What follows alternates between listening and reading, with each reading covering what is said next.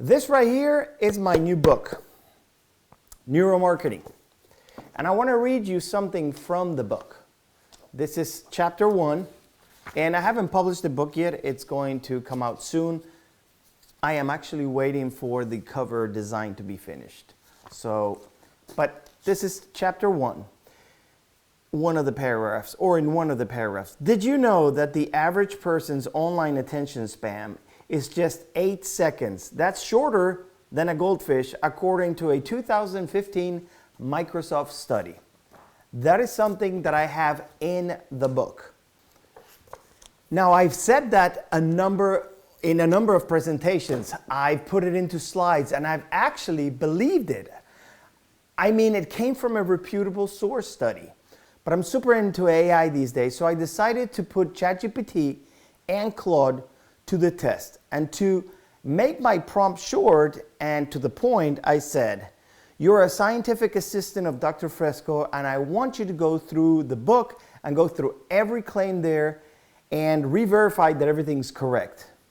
When the results came back, I discovered something kind of uncomfortable.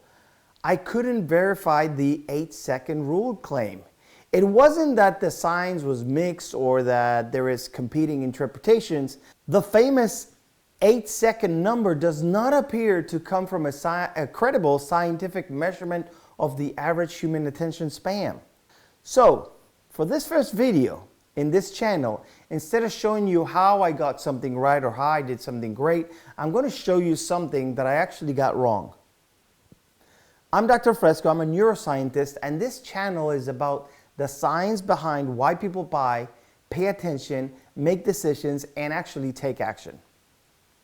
And if I'm going to examine the evidence behind claims made by marketers, salespeople, and other experts, I also have to be willing to examine my own claims too, especially the ones that I'm ready to print. Now, you probably heard some version of this.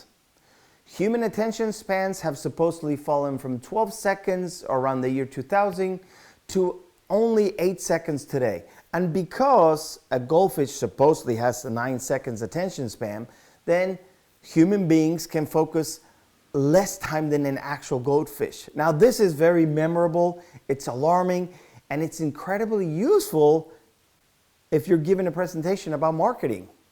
There's just one problem. The evidence trail falls apart. It's not really there. The real question then was to figure out where the heck did this number come from? So in 2015, Microsoft Canada published a consumer insights report about attention in an increasingly digital world. Microsoft actually conducted their own research for this report, including a survey of approximately 2,000 Canadians. But here's the distinction that matters. The famous 8-second statistic was not a result generated by Microsoft's own attention experiments. The number was attributed to an outside source from Statistic Brain, which is a data processing website. Now, headlines began describing it as if Microsoft itself has scientifically measured human attention span and discovered that it was 8 seconds. But that's not what happened. So in 2017, the BBC, a journalist from BBC, tried to trace the number back to the research behind it. And BBC contacted Statistic Brain to ask about these scientific sources, and they couldn't find any research supporting the 8-second figure statistic. Now, that doesn't prove that somebody intentionally invented the number, and I'm not trying to claim that. The important point is a lot simpler. We do not have credible evidence that humans possess an 8-second attention span. And we definitely don't have good evidence that the human species somehow dropped from 12 seconds to 8 seconds around when the social media digital era began. But the goldfish comparison makes the claim irresistible.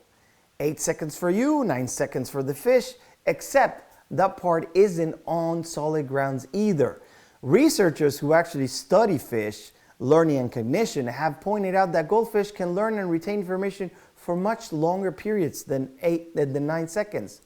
So now we have a questionable human number being compared with a questionable fish number, and somehow The combination became one of the most repeated facts in marketing.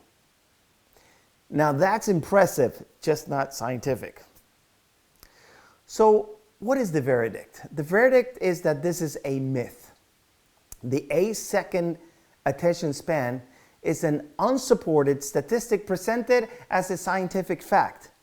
Now here's the deeper problem. Attention span is not a universal biological stopwatch. How long someone maintains attention depends on what they're doing, what they're trying to accomplish, how demanding the task is, their motivation, competing stimuli, expectations, and many other factors. So, asking what is the average human attention span is already hiding an enormous complexity. 8 seconds sounds very scientific because it has a number attached to it, but precision is not the same as accuracy. This doesn't mean that marketers can ignore attention. It's quite the opposite. People today have enormous numbers of things competing for their attention. Your advertisement competes with another advertising. Your video competes with another video. Your email competes with dozens of emails. Your website competes with the back button. But that's different from saying the human brain shuts down after 8 seconds. The useful question isn't, how do I communicate everything before the human attention span expires? The useful question you need to ask is, why should this person continue paying attention to what I'm saying or showing? So that's a very different marketing strategy. You don't automatically just shorten everything. You remove what's boring, confusing, irrelevant, or unnecessary, and make your next moment worth staying for. Now, why am I telling you all this? I could have quietly corrected my error in my book and never talked about it again. But I think I would miss the most important lesson for this video. Science isn't valuable because scientists never get things wrong. We do, in fact, a lot of times. Some theories keep changing all the time. It's the nature of science. The advantage of science is supposed to be that claims remain open to correction when better evidence appears. And if I'm going to build a channel where I tell you this marketing claim is supported, this one's exaggerated, and this one's misunderstood, and this one makes no sense, then I have to apply the exact same standard to myself, to my own research. So the book gets corrected, the slide gets corrected, and now you understand why. My goal for this channel isn't to tell you, trust me, I have a PhD. It's more to tell you, let's look at the evidence. Now, the goldfish statistic is a great example of what happens when a claim gets repeated so many times that nobody stops to check where it actually came from. But not every surprising finding in psychology falls apart when you look closely. Some of them are even stranger than the popular version. In the next video, I'm going to show you one of my favorite experiments in consumer neurosciences. Researchers gave people the same wine but changed the price, and something fascinating happened. The higher price didn't just change how much they said they enjoyed the wine, it was also associated with actual physical changes in activity in their brain in regions that experience pleasantness. Same wine, different expectation, different experience. And unlike the 8-second attention span claim, this one is actually backed by real science and experiments. So, subscribe to the channel so you don't miss what happened next. I'll see you in the next video.